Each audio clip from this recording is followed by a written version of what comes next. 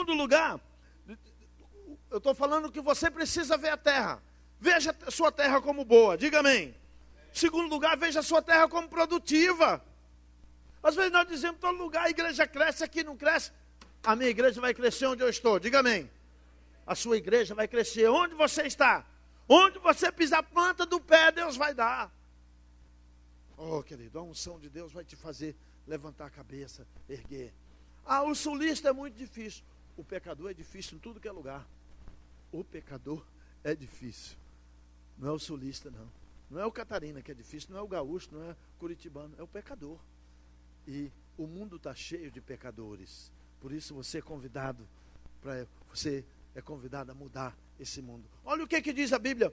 Eu estou falando que a sua terra é produtiva. Deuteronômio 8:8 diz: terra de trigo, diga amém. Trigo aqui é palavra. O que é o pão, querido? Alimento. Não só de pão viverá o homem, mas de toda palavra. Trigo aqui representa a palavra. Trigo aqui representa o poder da argumentação. Deus está dando para você, na terra que você está, uma palavra de fé. Terra de trigo, de cevada, de vides, figueiras, romeiras, terra de oliveiras, de azeite e de mel. Sabe o que é o azeite? É unção, é alegria. Sabe o que é o mel? A Bíblia, conforme Salmo 81, o mel representa os dons espirituais. O mel não é doce? O dom não é o doce da igreja? Não é o que todo mundo gosta? Às vezes a gente se lambuza um pouquinho nos dons também, mas isso é o mel. Ele está dizendo que a tua terra é produtiva, amém? A tua terra é produtiva. Veja o versículo 10. Veja o versículo Deuteronômio 8:8. Eu falei 8:8.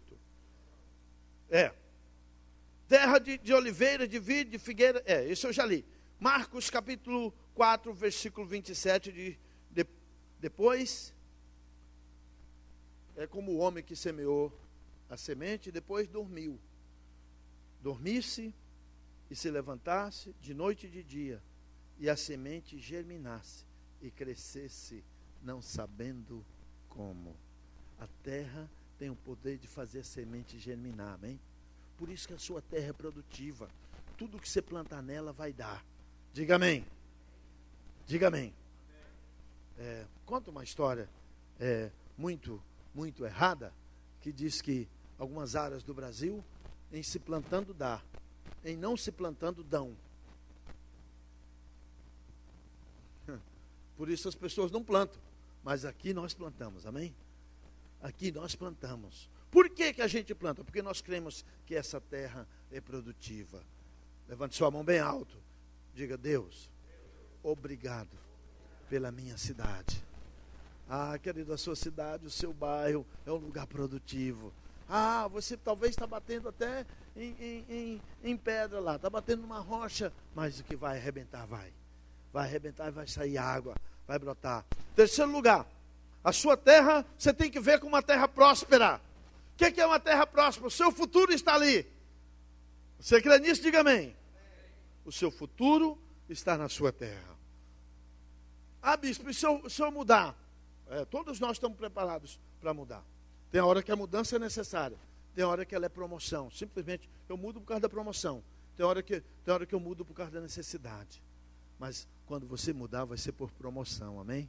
Você não vai mudar por necessidade. Ah, bicho, me tira daqui, eu não aguento mais, isso aqui está me matando. Não. Quem está morrendo na minha terra é o diabo. Quem está morrendo é o pecado. Quem está morrendo é o vício. Quem está morrendo é a força do pecado. Eu estou cada dia mais vivo. Diga amém. A sua terra é uma terra próspera. Sabe o que é uma terra próspera? Dá uma olhada em Deuteronômio 8:9. Diz: terra em que comerás o pão sem escassez. Diga amém. A palavra de Deus vai fluir na sua terra. As pessoas vão amar a pregação. As pessoas vão amar a palavra. Não vai ter escassez. A palavra profética não faltará. É isso que Deus está falando. Nós temos que trazer isso para o âmbito espiritual. A sua cidade é próspera, a sua igreja é próspera. Terra em que você vai comer o pão sem escassez e nada te faltará nela. Diga amém. O que você precisa? O que você precisa? Eu estou precisando trocar de carro. A sua igreja, a sua cidade é a fonte disso. O que você precisa? Estou precisando de uma casa. É a sua igreja, a sua cidade. Tem a casa que você precisa. Nada te faltará nela. Quantos recebem essa palavra hoje? Receba isso. Receba isso. Esse é o toque para você. Você que não é pastor ainda, que é líder, que está aqui sonhando em ser pastor. Nós somos pastores porque cremos no projeto de Deus para a nossa cidade, para a nossa terra, para a nossa casa, para a nossa família, para os nossos pastores, para os nossos discípulos. Eu gostaria de dar uma casa para cada pastor. Se eu pudesse dar uma casa para... Você acha que eu daria? Não. Não, porque ele é abençoado. Se eu pudesse dar, eu não daria. Porque ele é abençoado. Você está na terra que nada vai te faltar. É muito diferente, querido.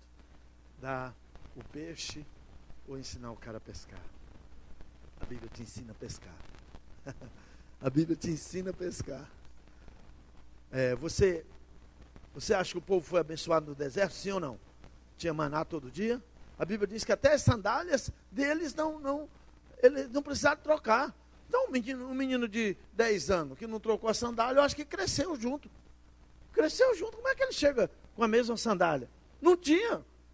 Era abençoado ou não? Mas eu não quero esse tipo de bênção. Como é que a mulher que gosta de comprar sapato vai ficar com um sapato só que cresce junto com o pé? Não aguenta. Tem umas aí que são centopeias, que tem 100 pares de sapato. Mas é bom ou não é, irmãs? É bom ou não é? É bom comprar sapato ou não?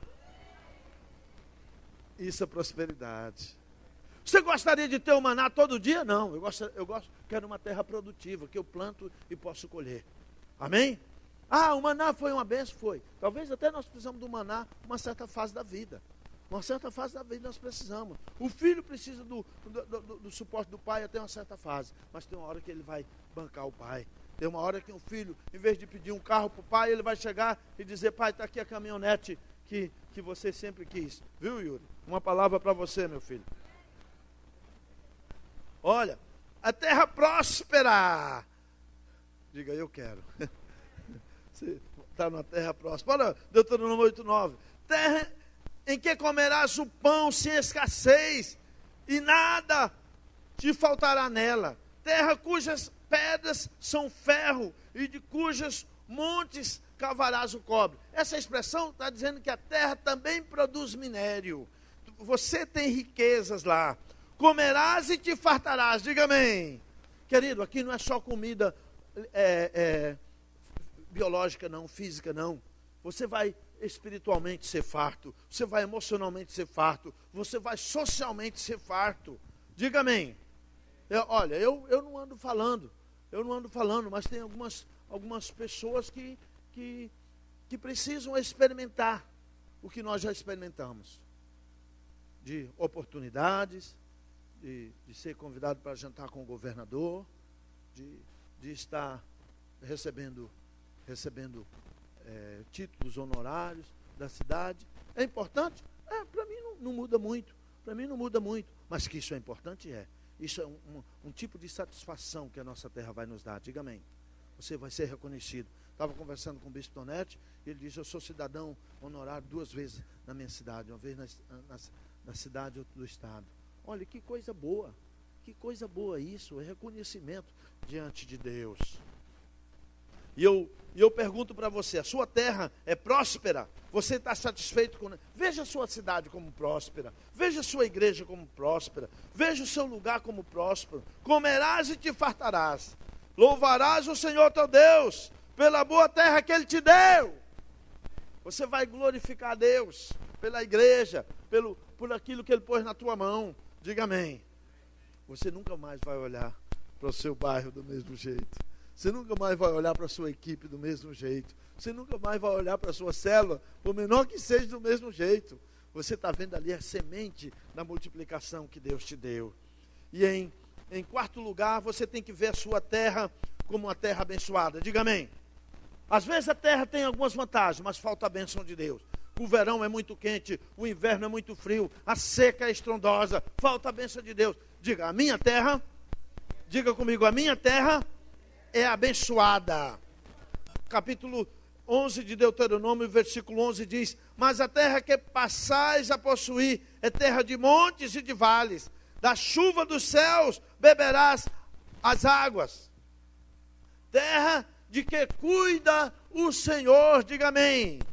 O Senhor cuida da sua terra, o Senhor cuida da sua igreja, o Senhor cuida do seu bairro, o Senhor cuida da sua célula. Terra que cuida o Senhor vosso Deus. Os olhos do Senhor vosso Deus estão sobre ela, quanto? De quanto em quanto tempo? Diga continuamente. Diga continuamente. Desde o princípio até o fim do ano. Levante sua mão e diga: minha terra é abençoada. Ah, meu irmão, quando você está numa terra abençoada, as pessoas vão olhar para você e querer tirar você de lá.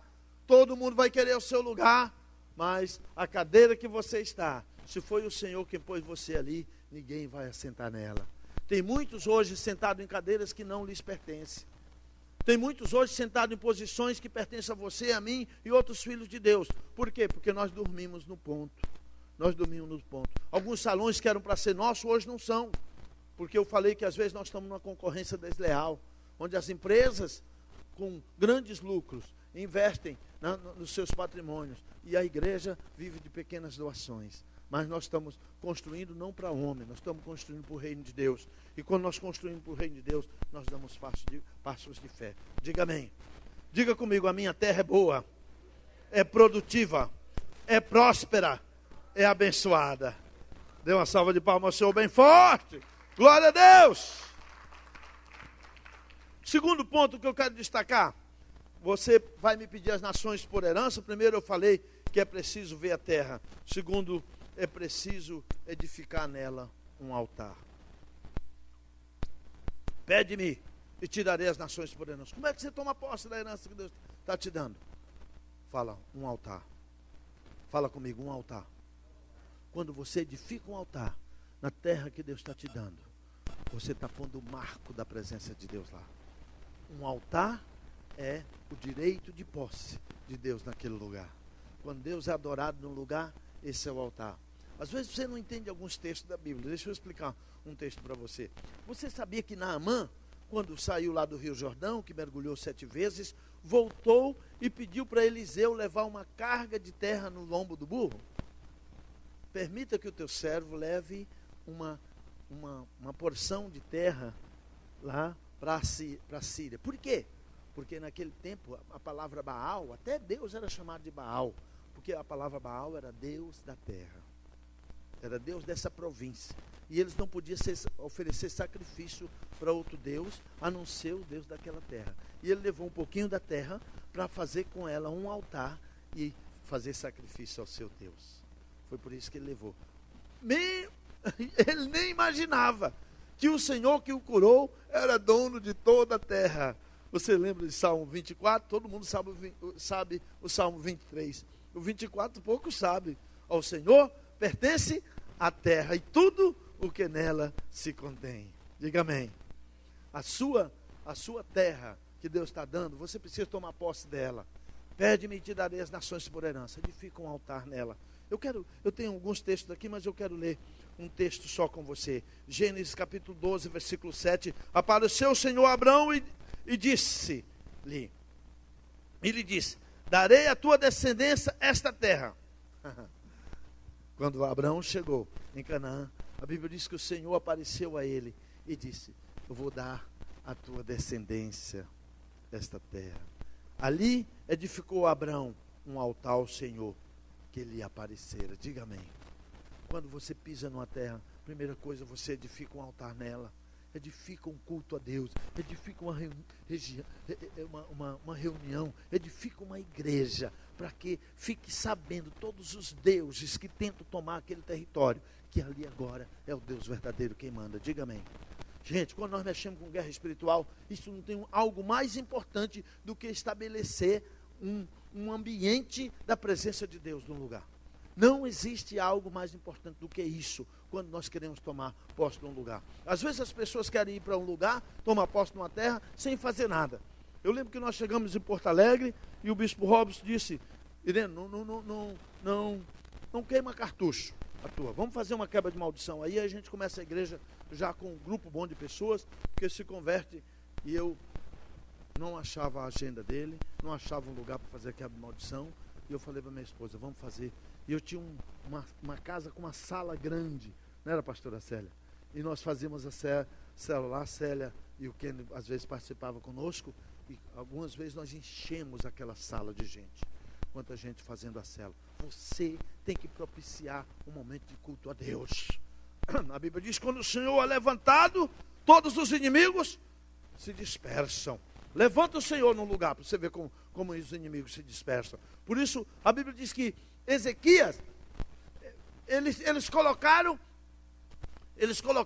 os levitas na frente louvando. E os filhos de Amon, os moabitas, se dispersaram. Um se levantou contra os outros. E eu pergunto para você, 2 de Crônicas, capítulo 20, versículo 26, 27, diz que eles se despertaram, que eles se dispersaram, e um se levantou contra o outro, porque tinha alguém louvando o nome do Senhor. Enaltece o nome de Deus na terra que você está, para você ver, isso só enfraquece o poder do inimigo. Diga amém. Quando você tem muita força do diabo perto onde você está, tem que levantar forte o nome do Senhor. Amém? Levanta o nome de Deus. Quando você levanta o nome de Deus, os inimigos se dispersam. Para você tomar posse da terra, a primeira coisa que você tem que fazer é edificar um altar nela. Você já edificou o altar na terra que Deus está te dando? Querido, bispo, me entrega a cidade número tal lá, né, Cláudio e a Ana Maris. Não, nós estamos aqui nessa terra.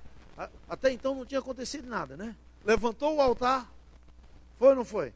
Eles começaram, quando foi que eu estive lá? Foi, uns 2 meses atrás. Levantou o altar, foi só eles levantaram o altar. Agora já estão com preocupações, eles estão cheios de preocupações, não tem lugar para todo mundo, né? É uma preocupação santa. Todo mundo quer ter problema de cadeira, todo mundo quer ter problema de um salão maior, todo mundo quer isso. Por quê? Levanta o altar, que você vai ver que o Senhor começa a liberar. O Senhor tem muito. A Bíblia diz que Deus tem gente em tudo que é lugar, mas tem que alguém encontrá-los. Diga, eu vou encontrar. Diga, eu vou encontrar. Deus vai te usar para encontrar aqueles que a Ele pertencem. Eles estão em vários lugares te esperando. Diga amém. Sabe, querido, eu fico pensando, que luta hoje para abrir uma igreja? Algumas missões abrem tão fácil. Pega um salão aqui, enche de cadeira, vai para o rádio, vai para a televisão e levanta. Que luta para abrir uma igreja hoje? Sabe, eu estava vendo o relatório de uma missão que tem missionários no Brasil, e eles dizendo, olha, nós levantamos uma congregação em 2 anos, e ela leva mais 8 para se estabelecer. Eu digo, meu Deus.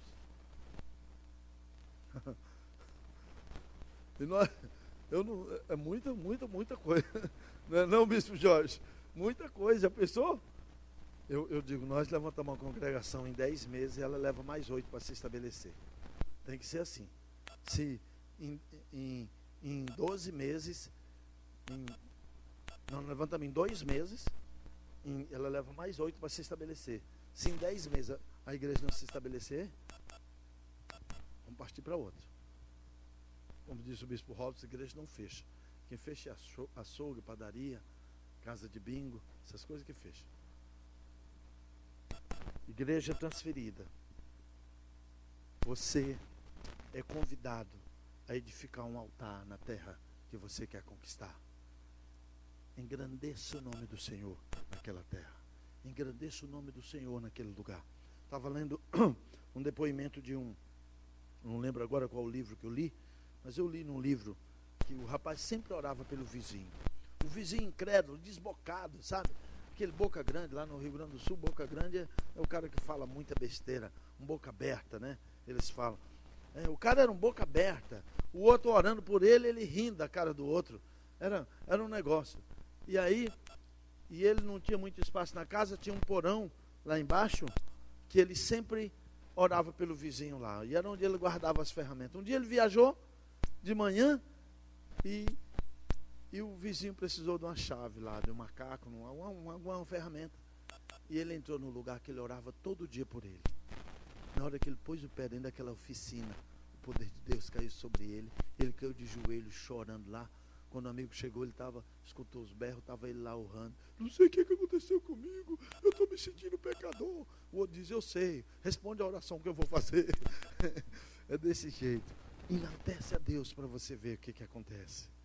O homem só é duro quando falta o poder de Deus para tocar nele. Quando o Espírito Santo vem, não tem dureza, não tem homem duro. Tudo que era pedra, coração de pedra transformado. Em terceiro lugar, você vai pedir